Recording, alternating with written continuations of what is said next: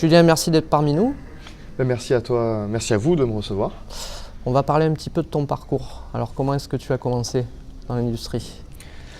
Alors j'ai commencé il y a 8 ans, j'ai commencé en tant qu'encreur directement. La raison pour laquelle je me suis lancé dans le comics, c'est parce que auparavant je faisais un tout autre métier, j'étais ingénieur en conception mécanique, puis j'ai décidé de faire autre chose, de faire ce qui m'a toujours plu, et donc de me lancer dans l'ancrage. Alors l'ancrage pourquoi ? Parce que c'est toujours été ce que j'ai toujours préféré dans le dessin en fait. C'était ancrer mes propres dessins. D'accord. Qu'est-ce qui t'inspire artistiquement ? C'est vrai que je suis principalement intéressé par le comics, par la BD, par l'art narratif comme on dit. C'est-à-dire que j'aime quand une histoire est racontée avec une image. Parfois certains tableaux permettent de faire ça, c'est-à-dire que notamment des tableaux de Dali, de Giger permettent d'expliquer une image, d'expliquer une histoire pardon, avec une image. Ça c'est quelque chose qui va m'intéresser. Le dessin pour le dessin, l'art pour l'art va moins m'intéresser. Donc je vais surtout m'intéresser à la BD. D'accord. Est-ce qu'il y a des auteurs aussi qui t'inspirent en particulier ? Oui, énormément. Alors ça dépend, il y a les auteurs majeurs pour moi. Il y en a un surtout, c'est Frank Miller, qui est un auteur impressionnant, qui a un sens du cadrage, un sens de la lumière, notamment dans ses Sin City. Puis au-delà de ça, ce qu'il avait fait sur les Batman dans les années 80 était vraiment exceptionnel. D'accord. Au niveau du crowdfunding, est-ce que pour les artistes, tu trouves que c'est important ? Est-ce que toi, tu trouves ça utile ? Pour moi, c'est primordial. C'est-à-dire que je pense que il est de plus en plus difficile de vivre juste avec la production de pages. On sait que les BD se vendent de moins en moins. On sait notamment en France qu'une BD moyenne chez un éditeur moyen se vend aux alentours de 2000 exemplaires, ce qui n'est pas exceptionnel.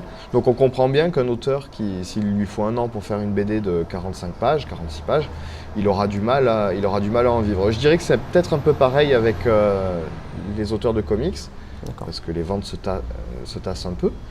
Et si on souhaite faire un projet perso, le crowdfunding permet justement de vivre pendant le temps où on fait ce projet et d'avoir un lien direct avec les lecteurs. Alors, maintenant, je ne pense pas que ce soit une solution unique. Je m'explique. C'est-à-dire que le crowdfunding permet d'avoir de l'argent pour payer l'impression, les timbres, etc.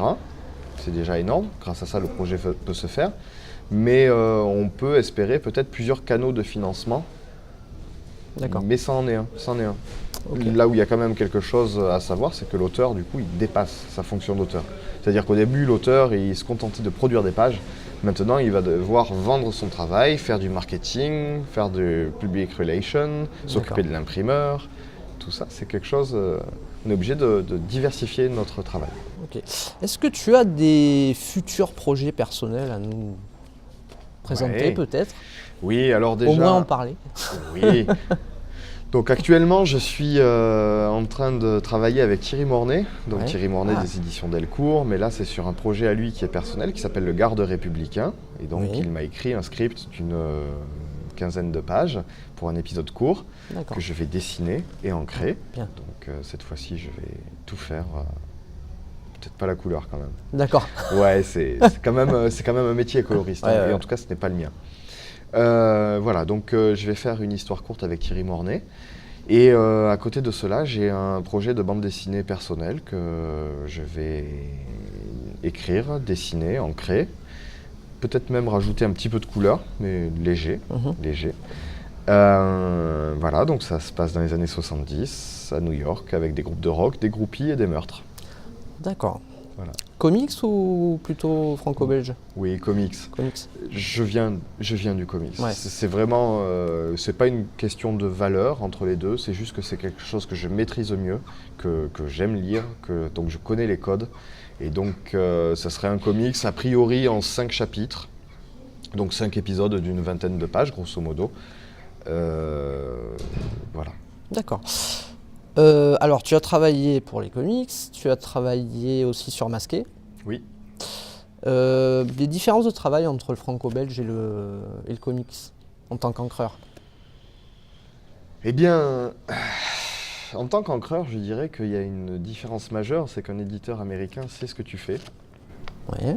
Donc en creux, tu comprends que l'éditeur français n'a pas toujours bien conscience de, Ouais. de ce qu'est un encreur. Parce que c'est une habitude. C'est-à-dire que les Américains, depuis les années 30, ils ont toujours eu l'habitude d'avoir des encreurs.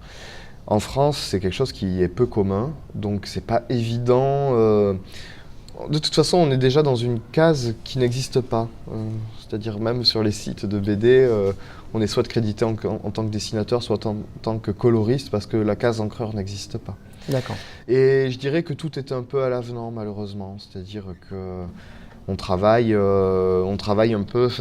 C'est au niveau des relations de travail que c'est différent. En revanche, sur la page, le travail est sensiblement le même. D'accord. C'est-à-dire qu'un dessinateur nous envoie un crayonné et on l'encre. D'autant plus, tu mentionnais Masqué, mais j'ai également fait Le Sang du Dragon et d'autres bandes dessinées avec Stéphane Créti, avec qui j'ai également fait du Star Wars pour Dark Horse, donc du comics. Franchement, au niveau du dessin, moi je ne sais pas ancrer différemment. C'est-à-dire que j'essaye d'ancrer de la façon qui convienne le mieux pour le style du dessinateur. Je ne sais pas ancrer en français et je ne sais pas ancrer en anglais. Voilà. Donc ça ne change pas, grand-chose. On va parler un peu de comics indépendants. Je prends par exemple Image Comics, sa façon de rémunérer les artistes. Qu'est-ce que tu en penses? Est-ce que c'est très important aussi pour les artistes de comics? Oui, alors le comics indépendant, pour moi, c'est hyper important que le marché américain s'ouvre à ce type de comics. Au final, c'est assez proche du système français, c'est-à-dire qu'un éditeur, Image en l'occurrence, va accepter un projet d'un auteur. Donc ça, moi, je trouve ça très bien, ça permet de développer des choses, notamment ce que vont faire des gens comme Matt Fraction ou Ed Brubaker, qui sont passés par le mainstream et qui ont laissé tomber ça pour ne faire plus que de l'indépendant, ou presque. Et ça fait des choses qui sont très intéressantes. Ensuite, je sais qu'il y a le trade paperback. Donc le travail est déjà fait, ça revient sur le marché, c'est vendu, et au-delà du marché des comic shops, c'est vendu sur Amazon, c'est vendu en supermarché, en librairie traditionnelle. Ça permet de rapporter de l'argent. Ensuite, il y a les auteurs qui ont la chance de pouvoir vendre leurs projets pour le cinéma. Mais je pense que le comics indépendant, en tant que tel, c'est-à-dire le fascicule indépendant, ça doit être très dur à en vivre. Je dis je pense parce que je n'ai jamais travaillé sur des comics indépendants. Je suis actuellement en train de travailler sur 2 projets où j'encre des pages pour des auteurs qui ensuite voudraient le vendre pour des éditeurs. Mais pour l'instant, ce sont les auteurs eux-mêmes qui me rémunèrent. D'accord. Alors, être un artiste financièrement? Financièrement, c'est comme je le disais, qu'on est payé à la page. Donc ça va, ça vient. Et je dirais qu'auparavant, les dessinateurs, les auteurs de bande dessinée travaillaient principalement à la production de planches. C'est-à-dire que l'éditeur payait un auteur pour produire une bande dessinée qui serait ensuite publiée. Bande dessinée ou comics, le système est à peu près le même. Maintenant, je dirais qu'on a besoin d'avoir plusieurs sources de revenus. Je fais des conventions où je fais des commissions, c'est payant, je vends des prints, je vends des artbooks. Je fais également des interventions dans des écoles, dans des centres de loisirs. Et je dirais que maintenant, être artiste de BD ou de comics, c'est plus nécessairement produire de la page de narration seulement. Ça peut être produire de l'illustration, peut-être pour de la publicité, des affiches, de la commande de particuliers, de la vente d'originaux. Tout ça nécessite quand même... La crise actuellement de la bande dessinée, de l'édition, oblige un petit peu les créateurs à se diversifier. Je dirais que c'est pas plus mal. Il ne faut pas non plus que ça tombe dans l'excès inverse, c'est-à-dire où tout le monde est obligé d'avoir un métier à côté et que la BD devienne juste un hobby. Parce que là, ça serait très dommageable. Mais je trouve que c'est pas mal quand même que les auteurs s'ouvrent à faire autre chose que seulement de la production de pages. Parlons un petit peu cinéma. Oui. Qu'est-ce que tu penses des adaptations cinéma? Pour les adaptations, je pense qu'il y a des bons films, il y en a des moins bons, il y a des trahisons par rapport au matériel d'origine qui sont bienvenues, d'autres qui sont moins bienvenues. Tout ça, je dirais que j'ai le même avis à peu près que tout le monde. En revanche, c'est vrai que le succès de ces films-là a rapporté une manne financière auprès des éditeurs. Quand on voit que Marvel gagne tant d'argent avec un film comme Avengers qui a dépassé, qui est pas loin de faire 2 milliards de dollars de bénéfices, on voit que le centre de gravité, il n'est plus dans la branche comics, maintenant il est dans la branche cinéma. Ouais. Donc ça, je pense que ça a quand même deux effets positifs, négatifs. Positif, c'est que Marvel n'a pas mis la clé sous la porte alors que les ventes baissent et baissent et baissent mois après mois dans le comics. Encore que avec un relaunch par-ci par-là, on peut créer l'illusion. Voilà, on peut créer l'illusion que les ventes augmentent parce qu'il y a un nouveau numéro 1 qui sort, mais on voit que très vite, le numéro 2, le numéro 3, les ventes se tassent. Donc au moins, grâce à ça, les éditeurs sont toujours là et les licences continuent à vivre. Le point négatif, c'est qu'ensuite, on est un peu obligé de quand on lit un comics Marvel ou DC, on est un peu obligé de se plier au succès du cinéma, c'est-à-dire que Nick Fury est devenu noir dans l'univers 616. C'est pourquoi? C'est pour que le spectateur qui a vu le film Avengers au cinéma ne soit pas trop perturbé lorsqu'il ouvre un comics. Donc je dirais qu'il y a un point positif, un point négatif, mais il y a quand même pour moi ce gros point positif qui est que les licences continuent à vivre au-delà du comics parce que le lectorat baisse. Et c'est bien que grâce au cinéma, on sait que Captain America et Batman et Superman seront toujours là dans 100 ans.